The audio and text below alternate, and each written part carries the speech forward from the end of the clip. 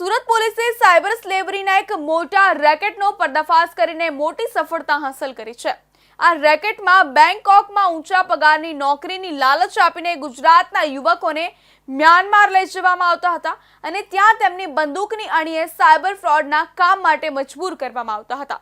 આ કૌભાંડમાં Surat cyber police દ્વારા નિપેન્દર ચૌધરી, પ્રીત કમાણી અને આશિષ રાણાની ધરપકડ કરાઈ છે, જેમાં વધુ એક એજન્ટ ઝડપાયો છે અને આ રેકેટના ચોથા સબ એજન્ટ તરીકે વડોદરાના અકીબ હુસૈનનું નામ પણ સામે આવ્યું છે। સુરત પોલીસને સાયબર સ્લેવરીના કેસમાં મોટી સફળતા મળી છે। અગાઉ 3 આરોપીઓ ઝડપાયા હતા, જેમાં વધુ એક એજન્ટ ઝડપાયો છે।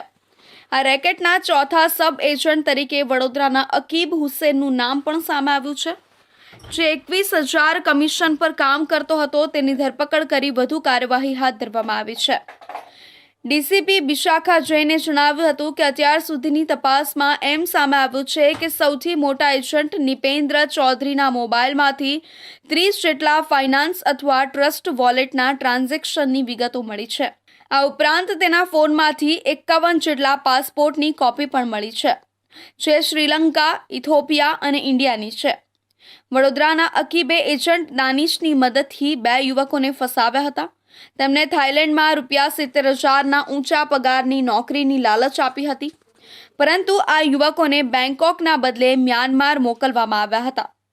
રાંદેરના એક યુવકને પણ આ જ રીતે 20 જુલાઈના રોજ બેંકોક મોકલવામાં આવ્યો હતો। બેંકોક એરપોર્ટ પર પહોંચ્યા પછી એજન્ટ દ્વારા ઉત્તર પ્રદેશ અને હૈદરાબાદના 4 યુવકો સાથે એક ગાડીમાં બેસાડવામાં આવ્યા હતા। ત્યાંથી તેમને 400 કિલોમીટર દૂર મ્યાનમારની સરહદ પર લઈ જવામાં આવ્યા હતા। રસ્તામાં વારંવાર ગાડીઓ બદલીને એજન્ટોએ તેમને નદી પાર કરાવીને મ્યાનમારના ગાઢ જંગલોમાં ધકેલી દીધા હતા। જ્યારે યુવકોએ પ્રશ્નો પૂછ્યા ત્યારે તેમને બંદૂક બતાવીને ડરાવવામાં આવ્યા હતા। આ દરમિયાન હૈદરાબાદના એક યુવકે ભાગવાનો પ્રયાસ કર્યો, જેના પર સ્થાનિક ગુંડાઓએ ગોળીબાર કર્યો હતો। તે પકડાઈ ગયો અને ફરીથી ભાગવાનો પ્રયાસ કરતા ગાયબ થઈ ગયો હતો। એમાં હવે અમે લોકોએ ચોથો એજન્ટ પકડી લીધું છે। એ વડોદરાનું છે અને એમનું નામ આકિબ છે। એ એકચ્યુઅલી સબ એજન્ટ તરીકે કામ કરતો હતો। એમનો કોઈ સીધો કમ્યુનિકેશન હાલ સુધી તપાસમાં બહાર નથી આવ્યો કે સીધો ત્યાં સાયબર સ્લેવરીની ગેંગ સાથે જોડાયેલો હોય મ્યાનમારમાં, એવું કોઈક નથી। પણ કોઈ બીજા એજન્ટ સાથે કામ કરતો હતો, તો એમ સબ એજન્ટ તરીકે એમને 2 માણસો અત્યાર સુધીમાં મોકલ્યું છે ત્યાં, અને એના માટે એમને જે કમિશન મળી છે એ 21,000 રૂપિયાની છે। એના સિવાય અત્યાર સુધીમાં તપાસમાં એમ સામે આવ્યું છે કે જે સૌથી મોટો જે એજન્ટ છે નિપેન્દ્ર ચૌધરી, એ હાલ સુધીમાં એમના મોબાઈલથી અમે લોકોને જે મળ્યું છે એમાં 30 જેટલા બિનાન્સ અથવા ટ્રસ્ટ વોલેટનો ટ્રાન્ઝેક્શન્સની વિગતો છે।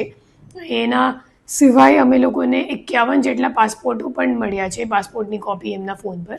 અને એ જે પાસપોર્ટ છે, તમામ પાસપોર્ટ શ્રીલંકાનું છે, ઇથિયોપિયાનું છે અને ઇન્ડિયાનું છે। આ યુવકોને મ્યાનમારમાં કે પાર્ક સ્થિત શાન એસ્ટેટમાં ગોંધી રાખવામાં આવ્યા હતા। ત્યાં તેમને બંદૂકની અણીએ સાયબર ફ્રોડ જેવા કે સોશિયલ મીડિયા પર ફેક પ્રોફાઇલ બનાવીને પૈસા પડાવવા, ક્રિપ્ટોકરન્સી ફ્રોડ અને અન્ય ગેરકાયદેસર પ્રવૃત્તિઓમાં સામેલ થવા માટે મજબૂર કરવામાં આવતા હતા। જે યુવકો કામ કરવાનો ઇનકાર કરતા તેમને પ્રાઇવેટ જેલ જેવા એક રૂમમાં પૂરી દેવામાં આવતા અને ટોર્ચર કરવામાં આવતું હતું। યુવકોને બાનમાં લેવા કરંટ પણ આપવામાં આવતો હતો। આ 4 આરોપીઓની ધરપકડ અને તેમની પૂછપરછ બાદ સુરત પોલીસે એક ગુપ્ત ઓપરેશન હાથ ધર્યું હતું।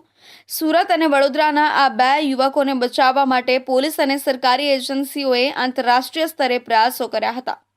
આ ઓપરેશનના ભાગરૂપે બંને યુવકોને હેમખેમ મ્યાનમારથી પાછા લાવવામાં સુરત પોલીસને મોટી સફળતા મળી છે।